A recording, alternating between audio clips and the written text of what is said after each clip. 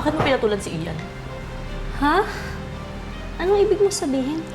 Huwag kang magpanggap. Nakita ko yung mga pictures nyo sa cellphone mo. Ano? Kayo na ba? Hindi ganun. Hindi ganun. Hindi ganon? Hindi. Pat, alam mo kung gaano kasakit yung ginawa sa akin ng lalaking yan? Pat, ba't ganon? Akala ko mahal niya ako. Bakit nagawa niya ako lokohin? Sinabi ko naman sa'yo, di ba? Hindi sapat yung pagmamahal na binigay mo sa kanya. Kundi yun sapat para sa kanya. Hindi siya worth it. Hindi kanya deserve. Sakit-sakit pa, ang hirap. Lahat na lang ng pangarap namin nawala na parang ganun lang. Kaya nga nandito ako para sa'yo, di ba? Sasamahan kita hanggang dulo. Nandito ko lagi para sa'yo, Salamat. Gusto ko rin magkaroon ng kaibigan na katulad mo, Ate Pat. Kasi kini-Kurt, minamahal mo yung best friend mo. Ganun talaga, Chloe. Kapag magkaibigan kayo, mag-best friend kayo, dapat turing mo siya parang magkapatid lang. Ikaw talagang idol ko, Ate Pat. Ikaw ang best friend sa buong mundo.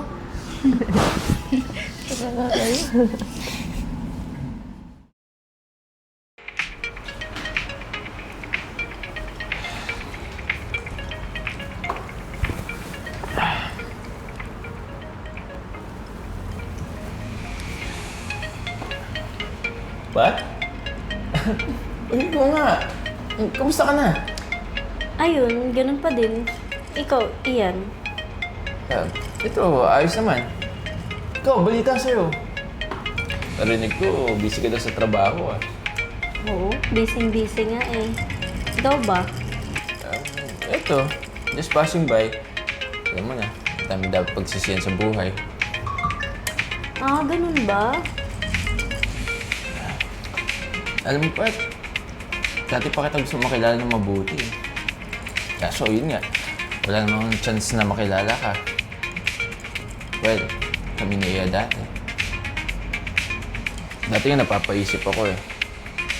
Paano kaya kung ikaw yung mas nakilala ko nung una? Seryoso ka ba dyan, Ian? Oo naman, no? Nung dati, nung magkasama kami ni Iya, napapansin kita eh. Parang iba kasi yung vibe mo.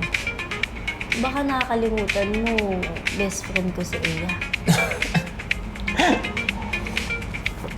Alam ko naman yun. Pero wala naman na kami ni Iya, di ba? Ikaw ba? Hindi mo ba naisip na baka dahil nagkita tayo ulit, mayroong ibang dahilan?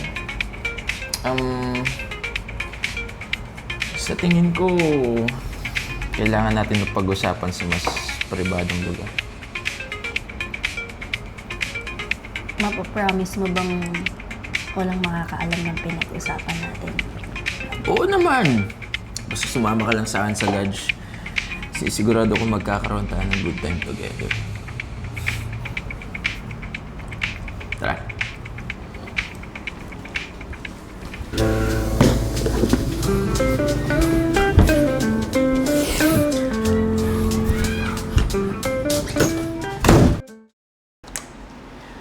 Ate Pat, pwede ba makahiram cellphone? Magpipicture lang po. Oo naman, ba't hindi? Thank you. Kuha lang ang tubig Po. Iya, picture po tayo. Ay, sige.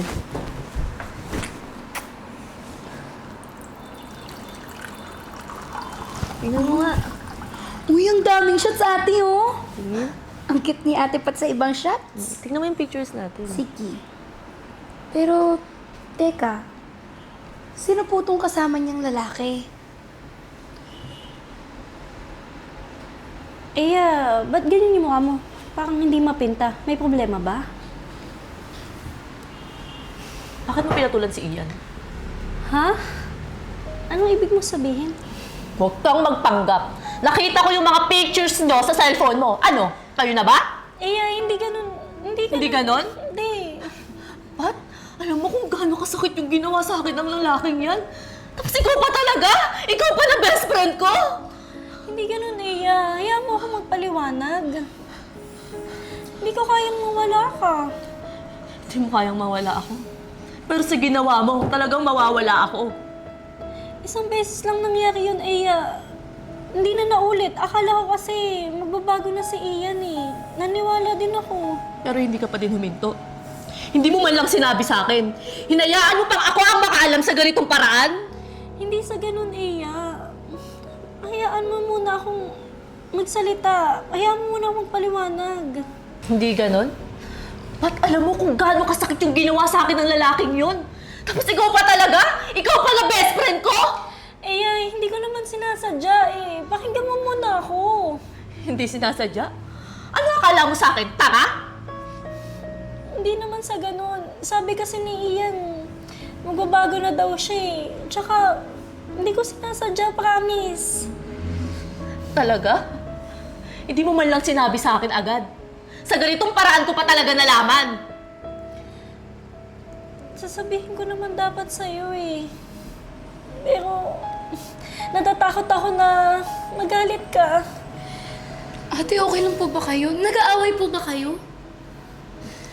Okay, Chloe? Paano kami magiging okay? Eh, niloko ko ng babaeng yan. Ay, ate, dapat pag-usapan niyo po ito ng maayos, diba?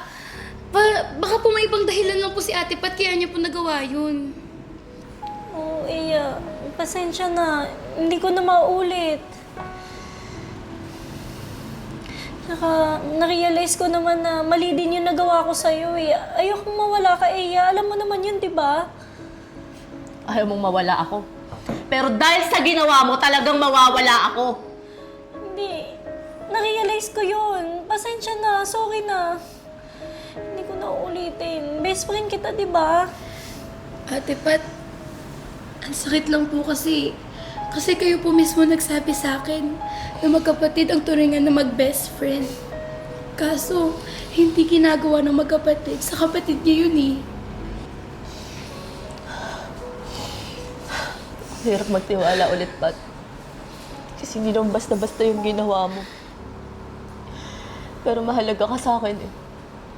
So, nabigyan mo muna ako ng oras. Nakapag-isip-isip. Sorry Ate Pat pero hindi na ikaw yung idol ko. At para sa akin, hindi na rin ikaw yung best friend sa buong mundo.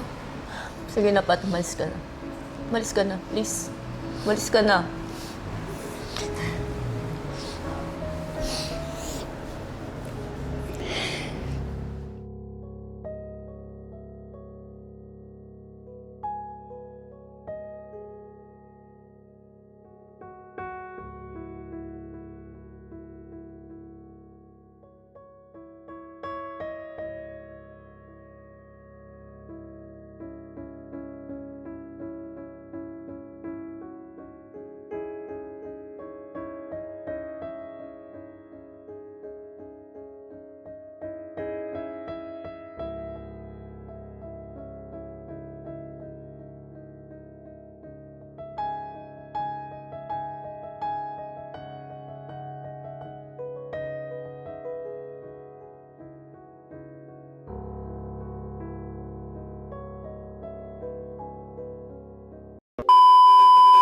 Gusto ko rin magkaroon ng kaibigan na katulad mo, Ate Pat.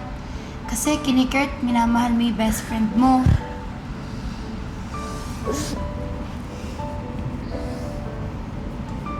May sasabihin ka pa doon. Isasabihin ka pa, Ate Pat. na, diba? Meron pa.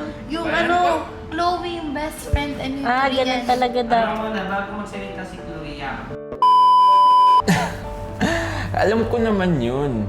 Pero, syempre, di ba? Sorry. Nag-alarm.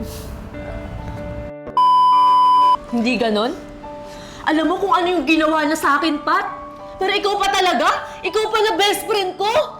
Iya, teka lang. Pakinggan mo muna ako. Hindi sinasadya. Ba't nawala? Iya, hindi sinasadya. Hindi ko sinasadya. Hindi ko sinasadya. Iya, hindi sinasadya. Alam mo, Pat, ang hirap magpatawad. Kasi naging mabuti ka sa akin eh. Best friend tayo, di ba? Pero hindi ko na alam, wait lang. lang. Hindi na kinaya. Tumaban. Sige na, Pat. Umalis ka na. Sige na. Umalis ka na muna, Pat. Umalis ka muna, Pat, please. Wait lang, saan ako dadaan? Hindi ko alam kasi saan ako dadaan. Hi! My name is Chloe Natalie M. Simborio. Hi fam, this is Ian Pecho. At maraming salamat po sa panonood ng Tibon Manila araw-araw. Kindly subscribe to our YouTube channel, Tibon Manila. And please like and follow sa Facebook and TikTok ng Tibon Manila. At sa Tibon Manila, Ang saya'y walang katulad. Sa Tibon, Manila, buhay ay masaya. Kasama ang bagata, wala kasing saya. Sa bawat tulog at galaw, magkasama tayong lahat. Tibon, Manila, walang pag-aalilangan.